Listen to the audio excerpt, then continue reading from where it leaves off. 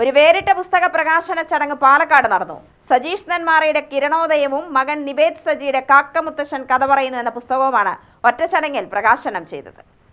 നിവേദ് സജിയുടെ പുസ്തകം സാഹിത്യകാരൻ മുണ്ടൂർ സേതുമാധവനും സജീഷിന്റെ പുസ്തകം സാഹിത്യകാരൻ ശ്രീകൃഷ്ണപുരം മോഹൻദാസും പ്രകാശനം ചെയ്തു. പാലക്കാട് സുൽത്താൻപേട്ട ബൂൺ ഹാളിലാണ് രണ്ട് പുസ്തകങ്ങളും പ്രകാശനം നടത്തിയത്.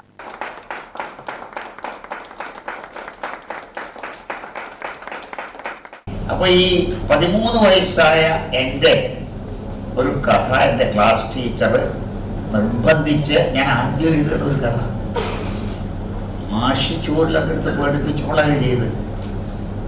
ഇങ്ങനൊരു പരിപാടി എനിക്ക് അറിയുന്ന എനിക്കും അറിയില്ല. അങ്ങനെയൊക്കെയുള്ള എത്രയോ വർഷങ്ങൾക്ക് മുമ്പാണിത്. അന്ന് ഇത്രയധികം പുസ്തകവും സാംസ്കാരിക പ്രസിദ്ധീകരണങ്ങളും ചർച്ചകളും ഒന്നുമില്ലാത്തൊരു കാലമാണ്. എന്തോ ഞാൻ ആ കളത്തിൽ വന്ന് വീണു. ഇറ്റ്സ് ഓഫ് ഹാപ്പൻ ഇംഗ്ലീഷിൽ പറയുകയാണെങ്കിൽ അതുണ്ടായത്. പക്ഷെ അന്ന് മാഷിത് ഒരു പ്രസിദ്ധീകരണത്തിലേക്ക് അയച്ചു കൊടുത്തതിൽ 1ാം സമ്മാനം കിട്ടി. ചടങ്ങിൽ Apple Books proprietor Sharath Babu അധ്യക്ഷത വഹിച്ചു.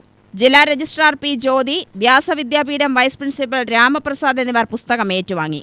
ബൈജു, കെ ജയപ്രകാശ്, ജോസ് കുര്യൻ, അജിത്, സാം ജോസഫ്, ഐസക് എബ്രഹാം, ജോയ് ജോൺ, അശോകൻ രാജീവം, മധുസൂദനൻ, രാധാകൃഷ്ണൻ, മാധവവർമ്മ എന്നിവർ സംസാരിച്ചു. UTV news, Palakkad.